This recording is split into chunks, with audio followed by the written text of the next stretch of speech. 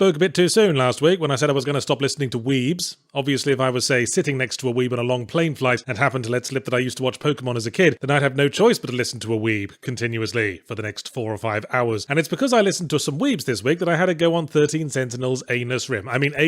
Oh god, I swear you people are trying to make this easy for me now. An anime visual novel crossed with tactical combat game that's a few years old but only just got ported to the Switch, which is probably the best place for it because it makes it much easier to hastily hide under the bed covers when you hear your mum coming in. But to my own surprise, I got kinda into it, and this wasn't like it was with Persona, where it hooked me in with an intriguing original premise, before it gradually devolved into the standard teenagers use the power of friendship to kill God plot. 13 Sentinels' premise is so blisteringly standard as anime goes, it sounds like a joke. It centers around a bunch of high school students who have to pilot giant robots, and the method they use to summon their giant robots is to hike up their miniskirts and flash their juicy thighs like desperate hitchhikers. Like I said, it sounds like a joke. I haven't even mentioned that there's a talking cat in it, or the part where the teenagers can only pilot their giant robots by stripping completely naked and rubbing themselves on the equipment. Why is that, game? Oh, because clothing might interrupt the cyberneural control interface or something. So why are some of the characters still wearing spectacles and hair ornaments? Oh, who cares? Come and look at this anime teenage girl take all her clothes off, straddle a robot vaulting horse, and arch her back like a cat being stepped on. So what did I like about this game?